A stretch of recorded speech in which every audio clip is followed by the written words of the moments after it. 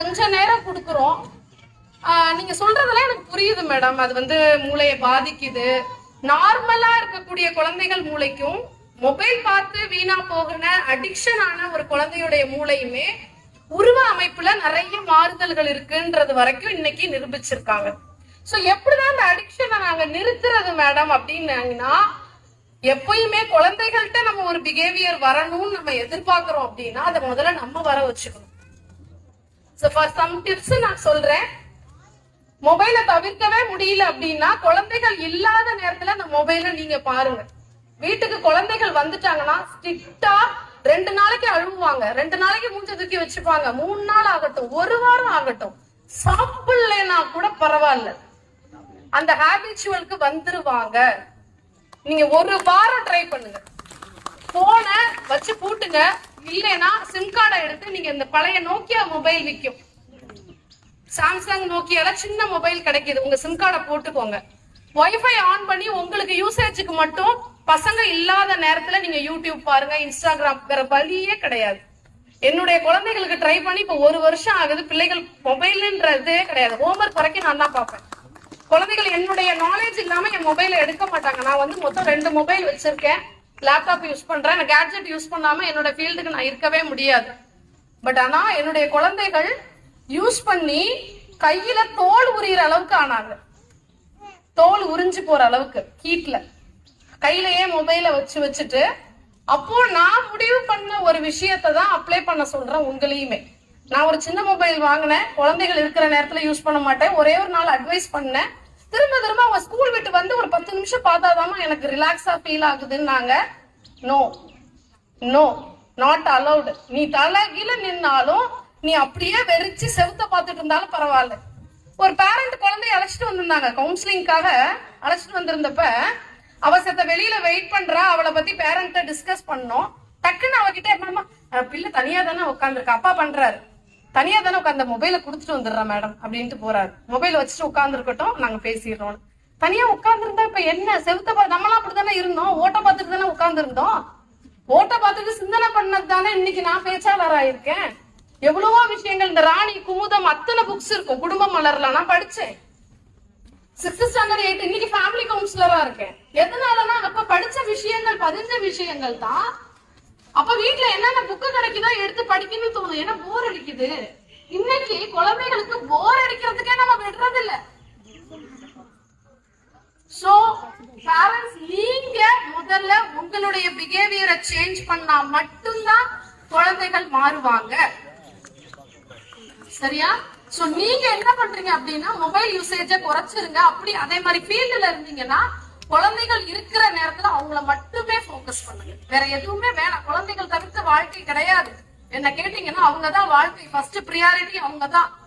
For example, நான் அவ்வளவு விஷயங்கள் இங்க சொல்லலாம். அதே மாதிரி இன்னொரு பழக்கம் என்ன இருக்கு அப்படின்னு பார்த்தா, பேரண்ட்ஸ் பண்ற தவறுகள் அப்படின்னு பார்த்தா, நான் ஃப்ரெண்டு மாதிரி வச்சிருந்தேன் என் பிள்ளைய. இன்னைக்கு வந்து அலறது. அமெரிக்கால படிக்க வச்சு அப்படி பண்ணிருக்காங்க. பிள்ளை என்ன பண்றானா, வீட்டுக்கே அழைச்சிட்டு வந்துட்டான் ஒரு பொண்ணை. அழைச்சிட்டு வந்துட்டு ஃப்ரெண்டு மாதிரி அம்மா பழகினதுனால கல்யாணம் பண்ணாமே நாங்க லிவிங் ரிலேஷன்ஷிப்ல இருக்கோம், நீ கண்டுக்காதன்றான். அவங்க அம்மா வந்து என்கிட்ட கதறாங்க, ஃப்ரெண்டு மாதிரி அவனை வளர்த்தவன், நீங்க ஃப்ரெண்டு மாதிரி ஏவங்க வளர்த்தீங்க? பேரண்டா இருங்க, கண்டிப்போட இருங்கன்னு சொல்றேன் நான். பேரண்ட் ஃப்ரெண்டா இருக்கணும்னு அவசியம் கிடையாது. அந்த வார்த்தையை முதல்ல தூக்கி போடுங்க. நம்ம பேரண்ட் ஃப்ரெண்டா இருந்தாங்களா நம்ம கிட்ட? அம்மா அப்பா கிட்ட இந்த விஷயத்தை தான் அவன் எல்லாத்தையும் நல்லது கிட்டது கத்துக்கிட்டோம், எல்லாத்தையும் நம்ம கிட்ட ஷேர் பண்ணணும்ன்ற எல்லாத்தையுமே அம்மா கண்டுக்க மாட்டாங்க. அம்மா வந்து க்ளோஸா இருப்பாங்க, அம்மாட்ட இந்த விஷயம் எல்லாம் பேச முடியும் அப்படின்றதும் அவன் டீசெண்டா தான் புரிஞ்சுக்கணும், டீசெண்டா தான் நம்ம கிட்ட கன்வே பண்ணணும். ஒரு ஸ்டெப் ஸ்பேஸ் இருக்கணும். அம்மாவுக்கும் பிள்ளைக்கும் இருக்கணும், அப்பாவுக்கும் பிள்ளைக்கும் இருக்கணும், ஒரு பயம் இருக்கணும். அப்பதான் எங்க அம்மா அப்பாவுக்கு இந்த விஷயங்கள் பிடிக்காது அப்படின்ற அந்த ஸ்பேஸ நீங்க மெயின்டைன் பண்ணிட்டு தான் ஆக வேண்டும். சரியா?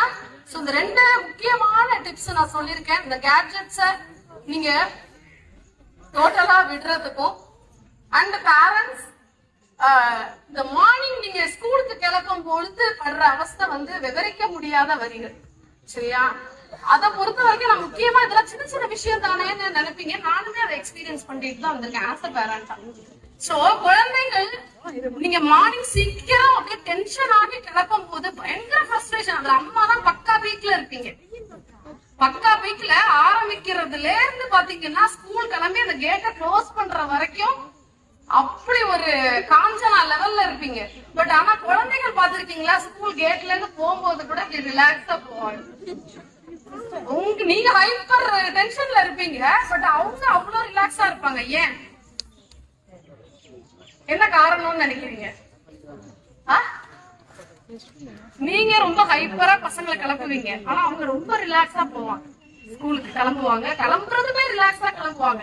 நீங்க தான் புஷ் பண்ணணும். எதனால அப்படி பண்றாங்க? எல்லாருக்குமே நம்ம பார்த்து கொடுக்குறோம், அதுல டென்ஷன் ஆயிடுறோம். சரியா? இனிமே கொஞ்சம் ரிலாக்ஸாவே கிளப்புங்கன்னு சொல்லுங்க. ஏன் அப்படி பண்றாங்க தெரியுமா? எப்படி நம்ம அம்மா அந்த டயத்துக்கு நம்மள கிளப்பி வெளில அனுப்பிடுவாங்க. அந்த கான்பிடன்ட் அவங்களுக்கு வந்துருச்சு, நம்ம தான் அதை கிரியேட் பண்ணோம். ஆனா அவங்களே எந்திரிச்சு அவங்களுக்கு அந்த ரிஸ்க் வரணும் அப்படின்னா நீங்க ஸ்லோவாகணும். 2 நாள் ஸ்கூலுக்கு லேட்டா வரட்டும், வெளியில நிக்கட்டும், எக்ஸ்பீரியன்ஸ் பண்ணட்டும். எல்லாத்தையுமே எக்ஸ்பீரியன்ஸ் பண்ண விடுங்க.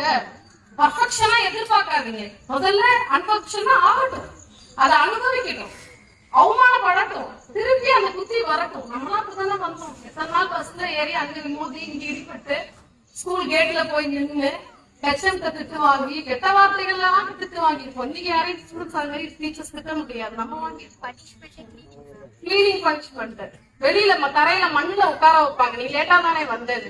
சோ அந்த பனிஷ்மெண்ட் நமக்கு ஒரு ஒழுக்கத்தை கற்றுக் கொடுத்தது இல்ல, அது நம்மளுமே பண்ணுவோமே.